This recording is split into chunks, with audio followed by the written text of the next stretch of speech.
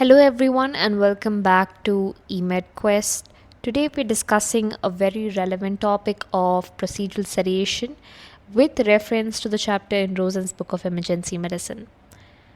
We will start first by discussing the goals of procedural sedation and what we're really trying to achieve. Generally, procedural sedation is done for procedures that are quite painful to do with just painkillers.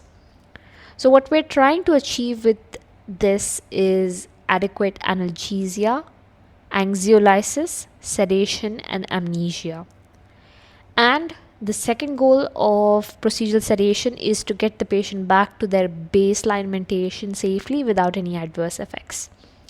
Some of the common procedures for which we do procedural sedation is fracture reduction, cardioversion, burn debridement, and tons of pediatric procedures. So think of it as a bridge in between giving somebody painkiller and putting them through complete general anesthesia. There are generally 5 degrees of sedation and analgesia that we need to talk about, ranging from mild to general anesthesia. Starting off with mild or minimal, they will be normally responsive, their airway will be maintained, and their cardiovascular function is going to be preserved. When we move to moderate, they will be responsive, but they are going to be usually responsive to verbal commands. Their airway will also be intact in this, and their cerebrovascular function is going to be fine. In deep sedation, they will be responsive again to pain or painful stimuli, and their airway can be affected, but the cerebrovascular function is going to be unaffected. In dissociative and general, it's almost an overlap or similar to each other. So, in both of them, the patient is going to be unarousable. The only difference might be that in dissociative sedation, the airway can be affected, so we must start preparing for the airway maneuvers. But in general sedation or general anesthesia, it is definitely going to be affected, and we have to take over their airway. And in both of these, the cardiovascular function is going to be affected. A constant practice around procedural sedation is the concept of fasting. However, there is no solid literature about the benefit of fasting before procedural sedation. In fact, ASAP recommends that you shouldn't delay procedural sedation if the person hasn't adequately fasted, and that there is no decrease in the risk of vomiting and consequent aspiration with pre procedural fasting. The equipment needed for procedural sedation are as shown in this picture. So we can see we have got the suction yanker, we've got our ETCO2 monitor, we've got a nasopharyngeal airway, we have got something to give them oxygen through, a bag valve mask in case things go south. We can see all our intubation kit ready, as well as our LMA ready. What's not included in this picture is blood pressure monitoring, ETCO2 monitoring. Let's now jump into the drugs and discuss them. Starting off strong with benzodiazepine and in particular midazolam.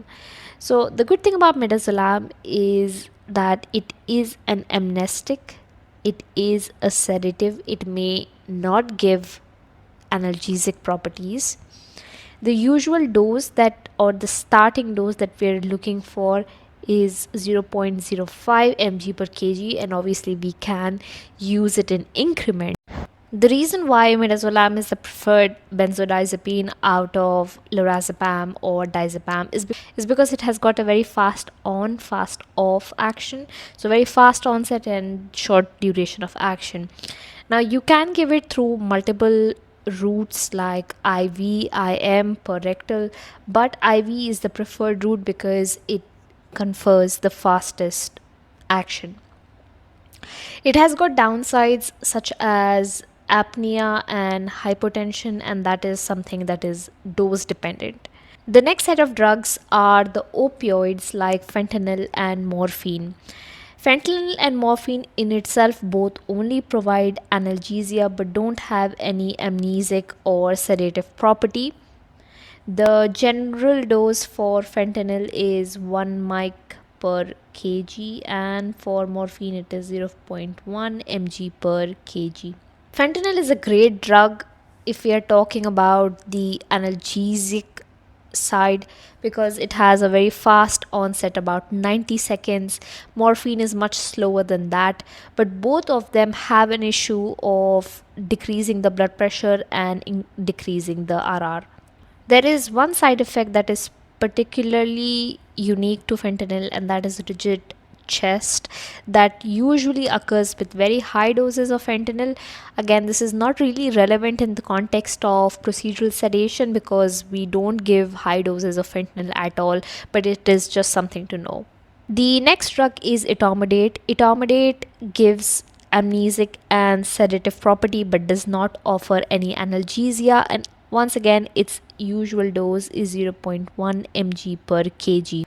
Now the great thing about etomidate is it is also very fast acting and it has got short duration, which is something that we want when we are doing a procedural sedation.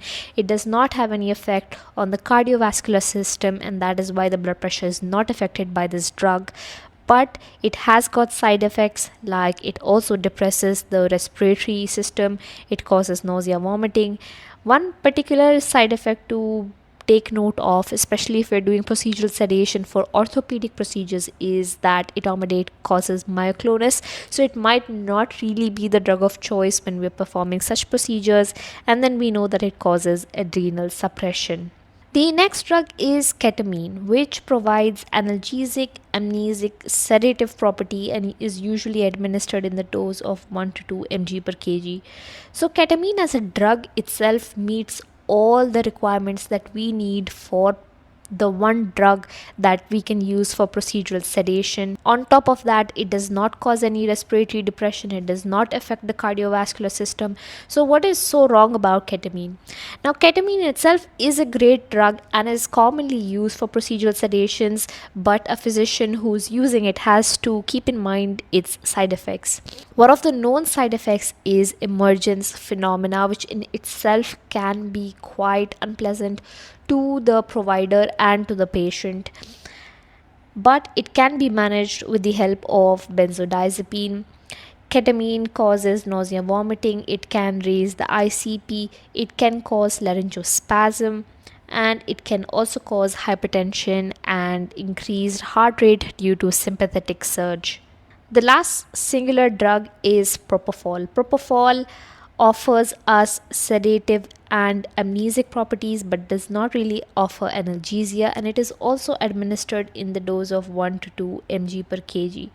Propofol also is a great drug because it is rapid in onset, short duration, it is antiemetic and has cerebroprotective properties, but it can also depress the respiratory system and the cardiovascular system. And in particular, patients who have got egg allergy, propofol may not be the right drug for them. We will conclude this video by talking about ketofol. So people thought that ketamine is a great drug, propofol is a great drug. Why don't we combine the two in the ratio of 1:1 so that we can have synergistic effect? Basically, ketamine causes emergence, which propofol can cancel. Propofol causes hypotension that ketamine cancels, and ketamine causes vomiting, which propofol mitigates. So, in theory, it is a great drug, but there is no solid literature at the moment that establishes the superiority of ketamine over either of these drugs on its own, but it is also a very commonly used drug in the emergency department. With this, we come to the end of the video. If you liked it, make sure to like, share, and subscribe to the channel for more such content.